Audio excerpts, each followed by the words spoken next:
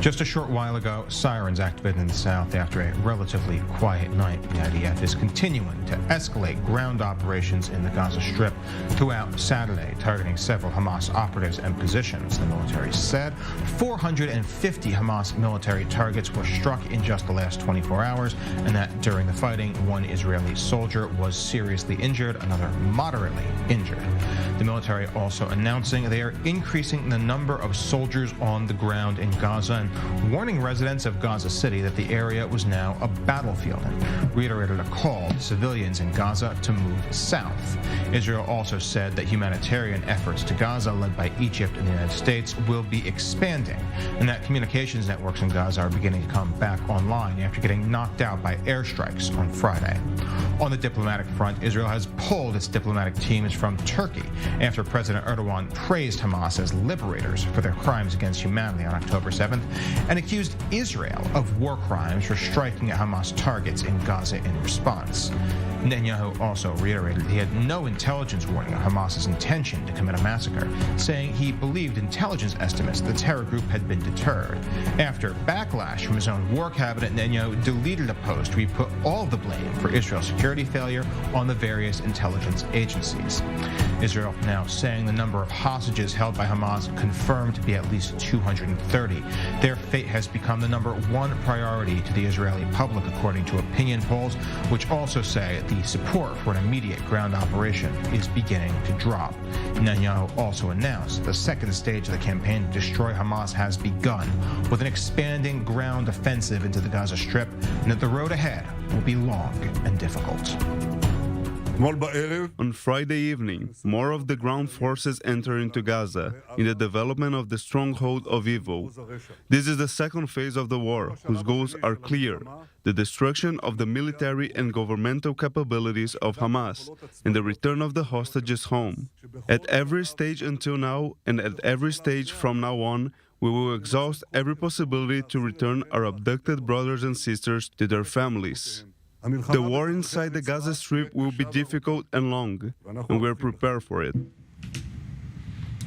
And we're hearing right now more reports of rockets in the south. We'll turn to that in a brief moment, but first we are going to turn to our correspondent in the north. That's Hamda Salhut, standing on the northern border right now. Give us an appraisal of what's going on that front right now, Hamda.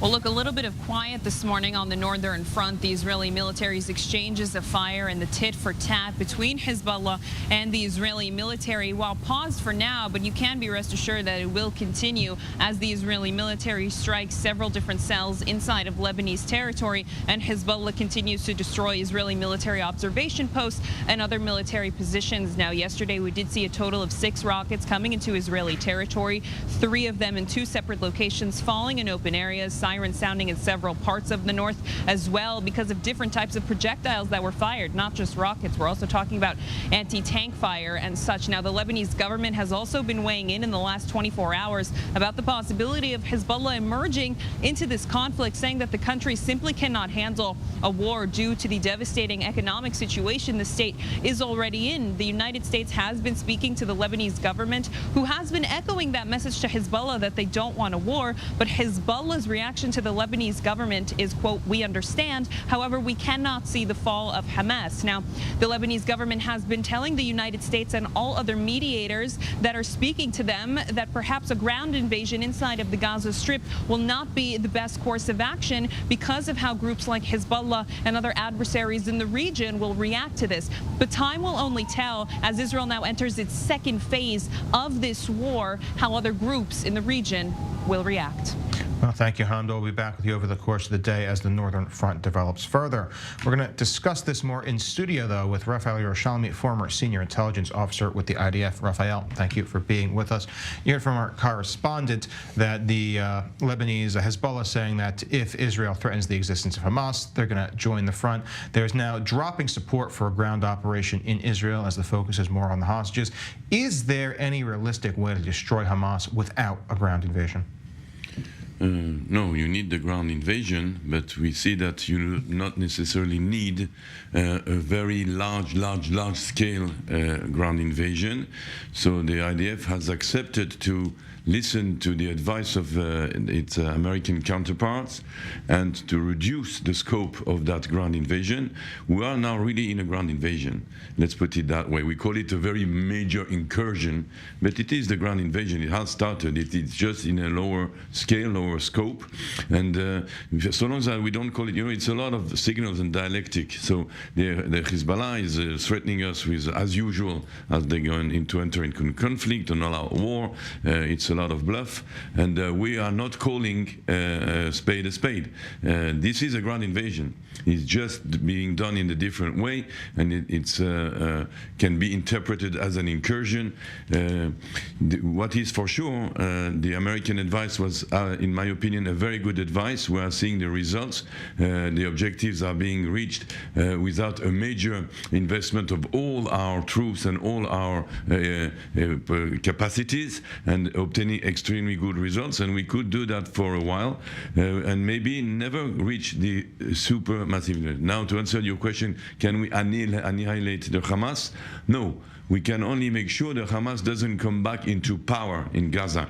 Remember that the Hamas doesn't only sit in Gaza. It has a presence in southern Lebanon. It has some presence in Sinai. And it's very strong in Judea and Samaria. So we cannot destroy the Hamas to the last man. What we can do is ensure that it doesn't come back as the ruler of Gaza. And it will be like his ISIS today. It will be ISIS without an Islamic State. Meaning just like Al-Qaeda, an organization that just roams around in the region. So that's the difference, and it's maybe a difference also in the objective. It's not realistic to think that we can suppress, like people say, rightfully so, an idea. It's a doctrine, it's an idea, it's a movement. So we can't suppress it, but this is not what we want. We want to free Gaza from the Hamas rule, and the first one who will benefit from it is the Palestinian people of Gaza. The problem is that idea that organization has tens of thousands of soldiers. Estimates here say 25,000 or so. Hamas bragging as much as 70,000 when they're talking about calling up more people for themselves. Can this limited incursion actually get rid of those tens of thousands of Hamas soldiers? Also the same note, my figure would be 40,000.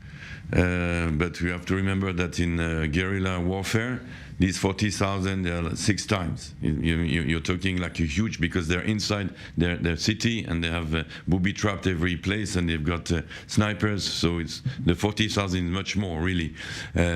So yet again, what we need to do, and what we should have done a long time ago, is reach the heads of the Hamas, the leaders, the commanders. That's what we're doing now. But it could have been done with targeted killings way before the war. So we're doing that now. We're also hoping that the violence of this present clash, incursion, will discourage some fighters, and not all big heroes, and martyrs. Some of them might just surrender or flee with the civilian population towards the south. I gather that a good few thousand of the Hamas terrorists will just lay down their weapons when they see that things are getting rough. But of course, you have to deal with the fanatics and those who are ready to die for the cause. And I can assure you that those who are not ready to die for the cause are the leaders, and that's why they're keeping these hostages as their life insurance, because when things will get really dodgy for them, they would say, okay, they'll give us free passage to Egypt. We don't want to be killed or arrested. Here, take your hostages back, just let us go. So it's a very intricate situation. Yossi Cohen, the former head of the Mossad, said this morning something very true. We can deal with the Hamas, we can destroy the Hamas, and at the same time deal with the hostage situation. People are saying impossible. Impossible is not in the vocabulary of the IDF. Impossible was never in the vocabulary of the Zionist movement or the Jewish people. There is no such thing as impossible. We've shown in Entebbe, we've shown in the Six-Day War, we've shown in many a time that we can do also the impossible. And we're going to return to this discussion in a brief moment. But first, we are going to turn our eye to the southern border, where our correspondent Pierre Clochon there is standing by, just outside of Sderot, that border town in southern Israel. Pierre, give us a quick overview of how things stand on the southern front right now. Well, we're in a sort of vintage point, if you could say, from where you can see the Gaza Strip right now. And the pounding is incessant. You can see maybe smoke billowing from the northern tip of the Gaza Strip near the village of Bet Hanun. This is what's going on here as the grounding We're going invasion to have of to the northern Gaza interrupt you Strip. for a moment, Pierre, because it sounds like Daniel Hagari is giving his IDF briefing, and we're going to turn to that and take that live. The IDF forces, more IDF forces entered the Gaza Strip, joining the forces already there. The ground war in the Gaza Strip continues. We're progressing along our plan. We're broadening our activity, our ground activity, and the number of forces on the ground. The ground activity is complex and includes risks for our forces. We will do everything possible from the air, sea, and land to secure our forces and achieve what we want in this war. In the north, in response to fire coming from Lebanon, we attacked overnight installations of Hezbollah, infrastructure installations of Hezbollah. The Hezbollah terror organization is working on the northern border, and we kill anyone working against us. Any Hezbollah squad that is coming to the defense will be eliminated. In the home front, we make assessments every day to allow routine along the war. Please continue looking at the websites. Please continue listening to the instructions. We will, of course, let you know about every update, and we will try to correct every problem that we have in the app. We have to be alert. The behavior of the civilians is intact.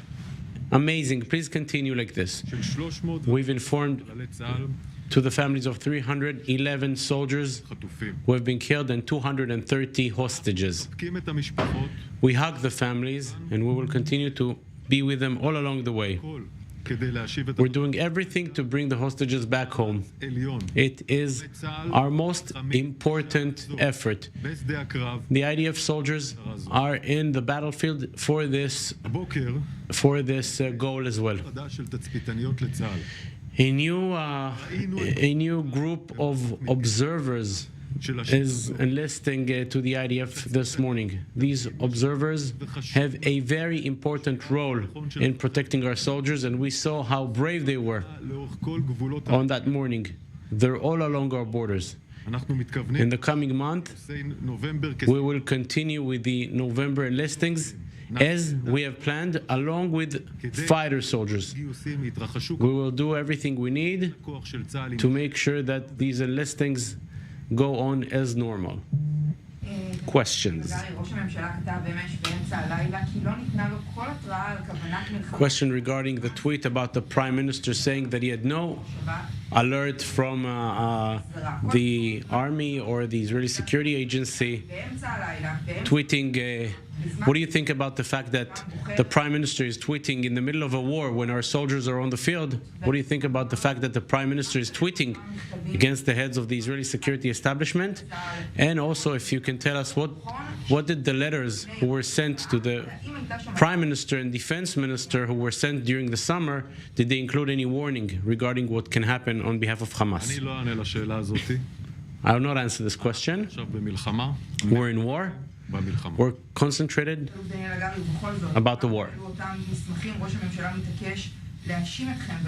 Can you tell us what the documents that were sent to the Prime Minister included? Because the Prime Minister is insisting to blame you, the army. But were there any warnings that were sent to the Prime Minister? We're in the army, and I'm also sure that at the security agency we will investigate ourselves and will present everything to the public, because we rely on the public's trust. So we will publish everything, but right now we're concentrated in the war. This is my answer.